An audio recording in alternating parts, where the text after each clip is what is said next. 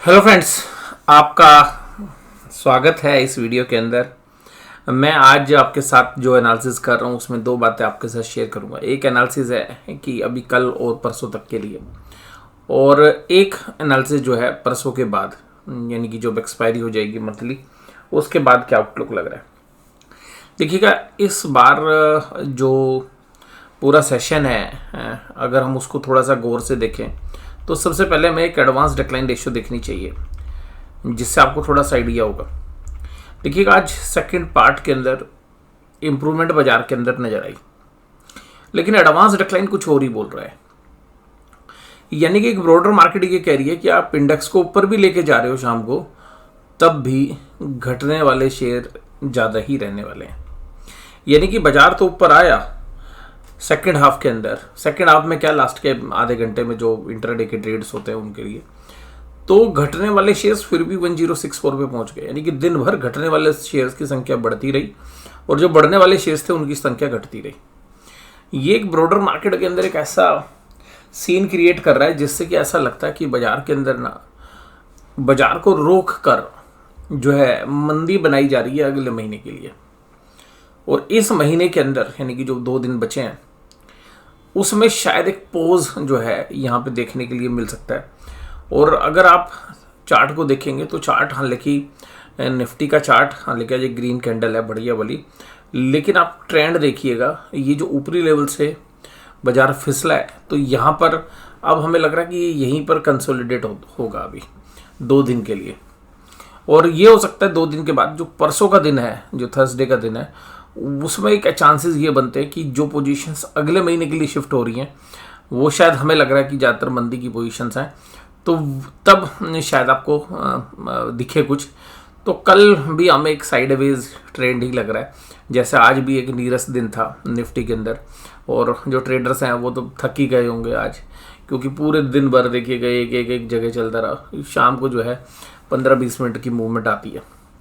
यानी कि बाजार के अंदर अगर हम पूरी बात देखें तो शुरू में बाजार आधे घंटे ट्रेड करता है, मतलब वोलेटिलिटी रहती है, उसके बाद बाजार एक रेंज में चल रहा होता है, और शाम होते होते एक बढ़िया सा, तो मूव नहीं कहूँगा, लेकिन जो भी दिन भर के अंदर ट्रेड्स हुए हैं उसका जो भी सेटलमेंट होती है वो हो जाती है।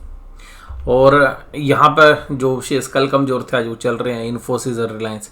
एक इंडेक्स मैनेजमेंट हो रही है सबसे ज़्यादा, मुझे जो लग रहा है वो खाली एक इंडेक्स मैनेजमेंट हो रही है। 2 शेयर्स आज गिर रहे हैं, उन्हीं 2 शेयर्स को कल चढ़ा देंगे।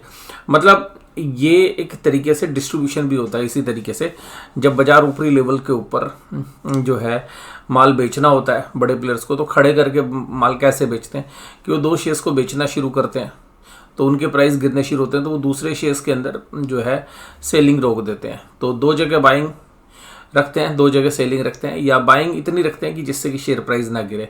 यानी कि इंडेक्स भी मैनेज होता रहे। आज बदल कर 2 शेयर्स बेच लिए, कल 2 शेयर्स बेच लिए।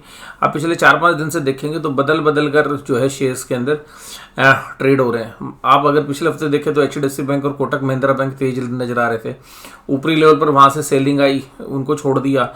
तो कल रिलायंस को और इन्फोसिस के अंदर वीकनेस थी, आज वो दोनों खड़े हो गए। तो कुल मिलाकर इंडेक्स को मैनेज करके मुझे लग रहा है अगले महीने की पोजीशंस क्रिएट की जा रही हैं, और वो पोजीशंस जनरली मंदी की, जैसे आज इंडसइंड बैंकों के अंदर बैंक निफ्टी में चलता हुआ नजर आया। और डीवीज लैब में तो देखिएगा, आप लोग जानते हैं हमारी पोजीशंस थी, हम इसमें से निकल गए हैं, और हमने 3200 की पुट बेच रखी थी, हम पिछले हफ्ते निकल गए थे, और कुछ पोजीशंस हमने अगले महीने बनाई थी। अब हमारी कोई डीवीज लैब में पोजीशंस नहीं है, सारे सौदे हमने प्रॉफिट में काटे हैं। और जब पैनिक क्रिएट हुआ था डीवीज लैब के रिजल्ट के बाद, तब हमने एक तेजी की जो है कॉल ली थी इसके अंदर, यानी कि हमने पुट सेल की थी। और इसी तरीके से अभी हमें लग रहा है कि बाजार साइडवेज टू नेगेटिव ही जो है हमारा आउटलुक है। अभी बाजार में हम जो डिलीवरी वाले शेयर्स हैं मिड कैप के अंदर, वहाँ पे हमें लग रहा है फिर भी कंफर्ट है, क्योंकि जहाँ पर अच्छे रिजल्ट्स आए थे जिन कंपनीज़ के, वहाँ पर हमारी पोजीशंस अभी जस की तस है, और मतलब हम पोजीशन बना ही रहे हैं। लेकिन इंडेक्स के अंदर जो पोजीशंस हैं, या बैंक निफ्टी के अंदर जो पोजीशंस हैं, वो हमारी मंदी वाली पोजीशंस हैं। और स्मॉल कैप और मिड कैप के अंदर हमें लग रहा है कि जहाँ पर भी अच्छे शेयर्स हैं, बहुत अच्छी वैल्यूशंस पर आ रहे हैं, वहाँ पर भी बाइंग अपॉर्चुनिटीज़। हाँ, लेकिन इंडेक्स में भी कुछ शेयर्स हैं जिन पे आपका बाइंग इंटरेस्ट हो सकता है, और काफ़ी शेयर्स बिटन डाउन भी हैं। भारत पेट्रोलियम कल तेज था, आज मंदा हो गया। क्योंकि क्रूड ऑयल के प्राइस एकदम तेज़ी से गिरे थे, आज फिर दोबारा से रीबाउंड हो गए तो फिर माइनस हो गया। नेस्ले, पावर ग्रिड, भारतीय एयरटेल ये कमज़ोर थे। इंडसइंड बैंक में तेज़ी थी, एनटीपीसी में तेज़ी थी, जेएसडब्ल्यू स्टील में, एचडीएफसी लाइफ, यूपीएल, अल्ट्राटेक ये शेयर्स जो है तेज थे। और आज आईटी पैक भी ठीक था। और मैंने कहा था कि देखिएगा बैंक निफ्टी तभी चलेगा जब फाइनेंशियल्स चलेंगे तो, और निफ्टी आज इसीलिए चला क्योंकि निफ्टी के अंदर जो फाइनेंशियल शेयर्स थे वो चल रहे थे, और थोड़ा बहुत सारा जो है आईटी ने भी दिया, और निफ्टी बैंक ने भी देखिएगा ऊपर टॉप के अंदर भी कंसोलिडेशन ही कर रहे हैं। लेकिन हालांकि निफ्टी का चार्ट थोड़ा सा वीक था कल तक, आज थोड़ा सा ठीक हो गया, लेकिन अभी भी वीकनेस है निफ्टी के अंदर। और बैंक निफ्टी के अंदर भी ऊपरी लेवल पर एक जो है ऐसा लग रहा है कि जैसे कि डिस्ट्रीब्यूशन हो रहा है, और इसका पता देखिएगा आपको या तो परसों दोपहर से पता चलेगा, या अगले महीने की जो पोजीशंस हैं वो यहाँ पे डेवलप की जा रही हैं।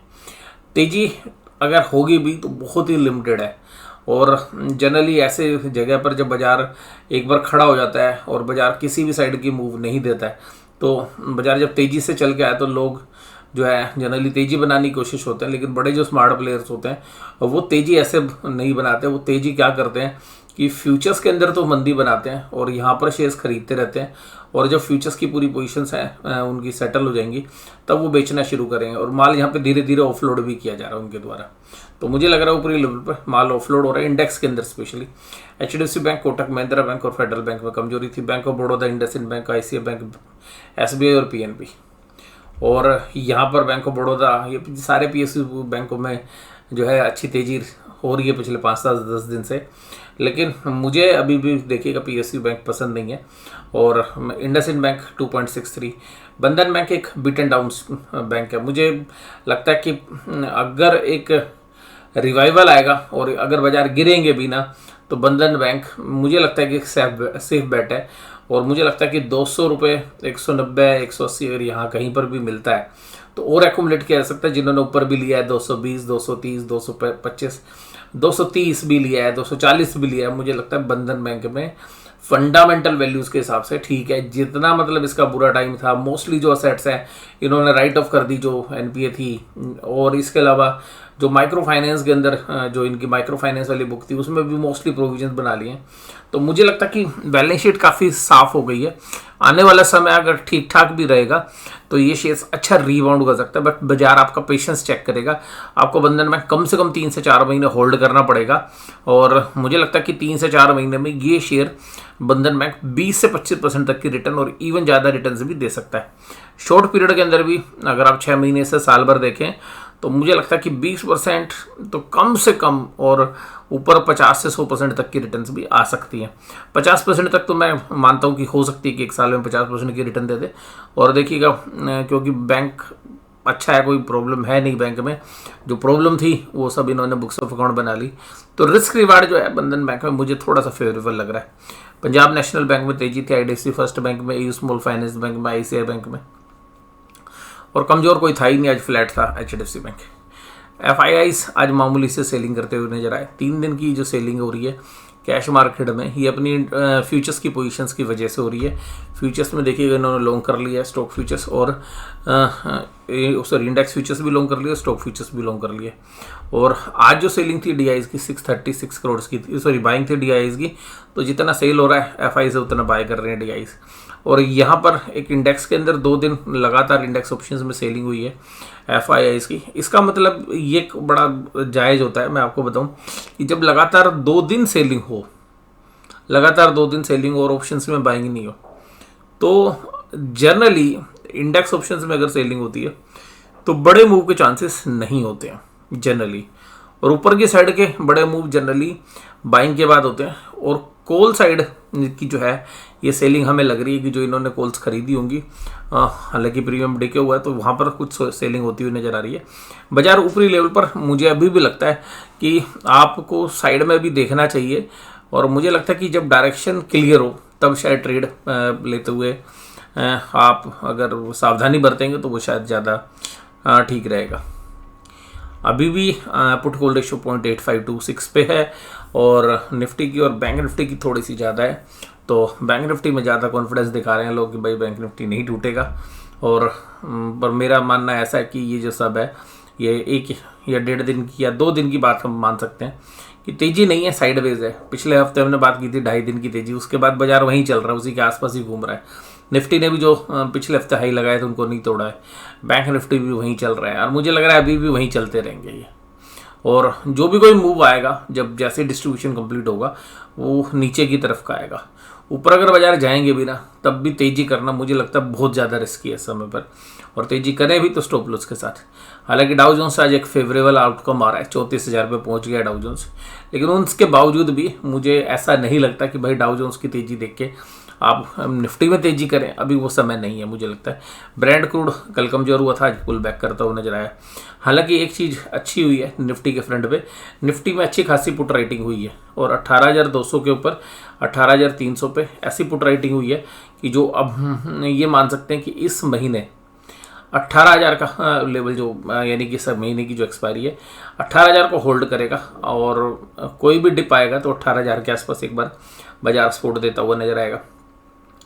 वहीं पर 18,300 18,400 में अभी भी अनवाइंडिंग होने के बावजूद भी जबरदस्त कॉल राइटिंग है। दोनों स्ट्राइक प्राइस पे 4 लाख की मिलाकर जो है कॉल राइटिंग है, जबकि पुट राइटिंग आपको किसी भी 2 स्ट्राइक पे 4 लाख नहीं मिलेगी। जहाँ पर पुट राइटिंग है वो 18,200 पहली सपोर्ट है, 18,100 पे 1,09,000 कॉन्ट्रैक्ट है, तो 18,200 के बाद जो अगली सपोर्ट है वो 18,000 ही है, जहाँ पर 1,70,000 कॉन्ट्रैक्ट है। तो कुल मिला के इसी रेंज में रहने वाला है लगता है बाजार भी, 18,000 से 18,400, और शायद एक्सपायरी भी इसी के आसपास हो जाए। इन्हीं लेवल्स के बीच में ही हमें लग रहा है कि एक्सपायरी होगी। 18,500 में भी कॉल राइटिंग है, यानी कि ऊपरी लेवल पर तो कॉल राइटर आश्वस्त होकर बैठे हैं। थोड़ी सी अनवाइंडिंग हुई है, जो कमज़ोर दिल के लोग हैं उन्होंने अनवाइंडिंग कर ली, बट बड़ा कॉन्फिडेंट है वो कॉल राइटर, वो मान के बैठे भाई बाजार थका हुआ है, और थके हुए बाजार में कोई दिक्कत नहीं है, कॉल बेच के बैठो, और बड़े आराम से बड़े कॉन्फिडेंस के साथ कॉल राइटर एग्रेसिव है। 18,300 18,400 18,500, तो बाजार ऊपर जाने की संभावना तो इस एक्सपायरी में नहीं लगती। और बैंक निफ्टी में भी अगर देखें तो 42,500 पर, मतलब आज नीचे से पुल बैक होने के बावजूद भी कॉल अनवाइंडिंग नहीं हुई। 42,500 में 42,400 में जो अनवाइंडिंग हुई है वो 42,300 में और 42,200 में हुई है, थोड़ी सी कॉल अनवाइंडिंग, और पुट राइटिंग हुई है हालांकि थोड़ी सी 42,400 42,500 में, लेकिन 42,500 में अभी भी कॉल राइटर्स पुट राइटर के सामने 1.5 गुना वैल्यू पे है। तो ये हम मान के चल सकते हैं कि 42,500 42,600 जैसे ही जाएगा दोबारा से सेलिंग आती हुई नज़र आएगी। और आज भी जो ये बाइंग आती भी है, इसका भी मैं आपको एक रहस्य बता देता हूँ कि जो ये शाम के सेशन में 100 पॉइंट की 50-60 पॉइंट की बाइंग आती है, वो इसलिए आती है क्योंकि जो दिन भर इंट्राडे के जो प्लेयर्स हैं वो जनरली इस उम्मीद में बैठे रहते हैं कि आज बाजार टूटेगा, और क्योंकि बाइंग इंटरेस्ट है नहीं अगर ब्रोडर मार्केट में देखेंगे, लेकिन बाजार उस दिन नहीं टूटता है, तो जितने लोगों ने मंदी की होती है वो शाम तक वो जो है कवर करने आते हैं, तो उस कवरिंग के अंदर जो दिन की कवरिंग होती है वो 60 70 80 पॉइंट की होती है, तो उस कवरिंग का ही ये जो है असर देखने के लिए मिलता है। और आज की चर्चा में बस केवल इतने। वीडियो देखने के लिए धन्यवाद, थैंक यू वेरी मच।